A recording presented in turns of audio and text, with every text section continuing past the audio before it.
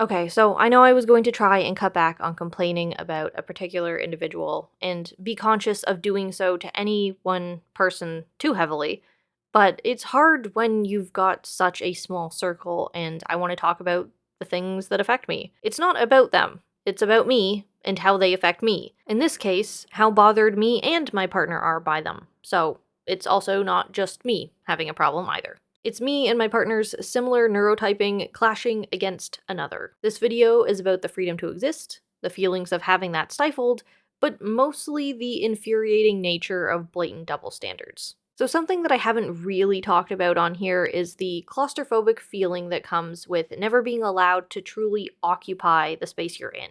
I felt that way basically my whole life. Even though I had my own room growing up, I was pretty restricted to it compared to the rest of the house, and generally I didn't want to live or make noise when my dad was home. Into swiftly moving out at 17, I rented, which meant no control over anything involving the property, and a depressing constant knowledge that any effort put into meaningful decoration would only be temporary and therefore not worth it. I've yearned for a place where I could genuinely nest and feel good about making my own. I currently feel okay about taking up the space I do. I can do what I like in my room, I don't bother anyone else, and people don't bother me much, though I do still have the ever present sense of futility that accumulating stuff and decorating is just more hassle to eventually have to move it all again. As grateful as I am, something that has been quite bothersome while living at my partner's parents' house has been a lack of respect for our possessions occupying space in the common areas. I've complained about a lack of awareness for fellow housemates because his parents never had to consider other adult occupants before, but that's not what I'm talking about. Me and my partner don't have any excessive stuff lying around in people's way.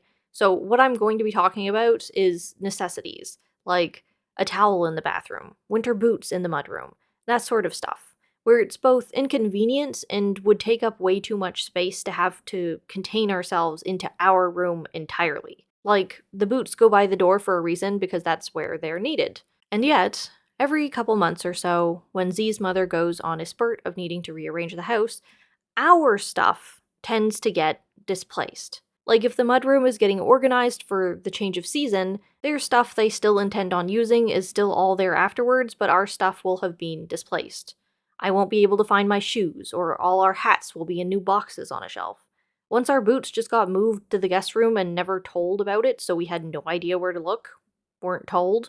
And listen, it would be okay to come to us and ask us to participate in that reorganizing. Like, hey, can we all put our winter clothes away for the summer? But that doesn't happen. She just takes it upon herself to change everything and nobody else gets included. She feels entitled to touch everyone else's stuff and put it wherever she wants. Sometimes literally packing it away in a box and putting it in the basement with no label, so how the hell are we supposed to know where it ends up? And then she forgets about it when we ask. And it just feels so disrespectful. Like, our stuff doesn't count for consideration, and by extension, like, we literally don't belong here. Like, we don't get the consideration or deserve to occupy common spaces in an equal capacity. And hell, we kind of aren't, since it's not our house, but there is a spectrum to these things. Like with parents with really young kids, you don't want their toys scattered around all of the time, but it's also almost inhumane the way that beige moms force kids to conform to their preferred aesthetic. There has to be a middle ground, and some leeway for everyone's right to coexist. A bare minimum standard, perhaps. The instance that happened recently was that Z was in the fridge and his mother just straight up asked him while looking over his shoulder in there, "Can we get rid of some of our sauces?" And by our sauces, she meant me and Z's. We like to have a variety of them for pizza or Mexican or Asian rice. We're saucy boys. And it's a good thing that it was Z that she asked because he doesn't mind being direct and he told her no. Because why? We use our sauces. Just because she doesn't see that, because she doesn't use them, doesn't mean they aren't constantly getting consumed and cycled out. So when she continued to hover there, kind of like hawing about it, is like, "Are you sure that you can't throw out some of your sauces?"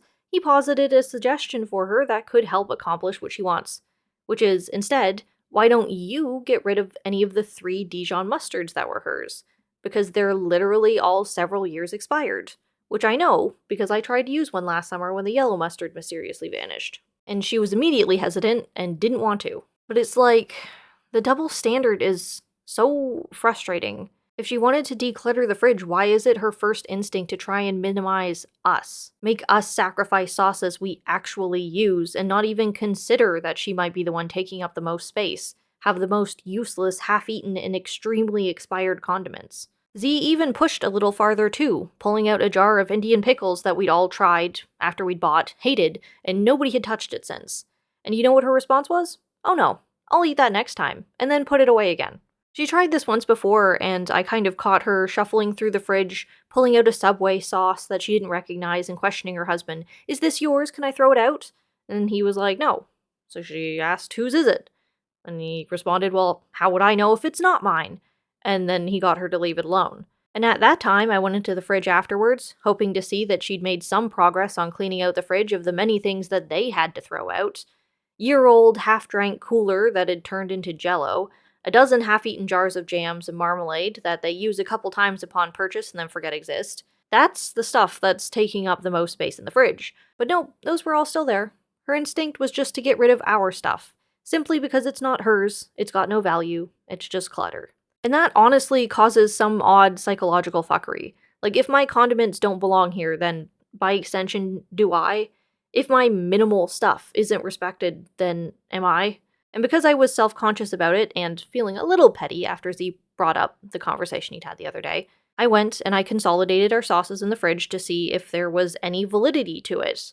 And here it is. There's the space we take up. And she asked us to throw out our stuff. Like, be so for fucking real right now. There was a big-ass jar of jam hidden away on the top shelf with so little in it that you couldn't even scrape anything out with a knife. At the moment that I took this picture, there was a little ginger shot of something that she'd taken like one sip of and then never touched again, and it was expired in 2024. Still in there. And she wanted us to throw our stuff away. Why? I'm sure plenty of people probably think I'm overreacting, but it's not a good feeling when someone will come up to you and basically say, "Hey, can you make yourself smaller? Even smaller than you already are?" It's not like there still isn't plenty of space if we don't, and that there wouldn't be even more space than we take up if she didn't have such blatant double standards for her own stuff. So it really does just come down to that. There was no practical reasoning behind it, it was just a want for us to be smaller. And that doesn't feel good. How would you feel, or how little would you care? For someone whose mood is so affected by having good comfort food, to have someone try and take away my ability to have that simply because condiments look like clutter to them, and who often messes with my safe food, it's honestly no wonder that the relations between us and Z's parents feel so strained at times, as the track record keeps piling up.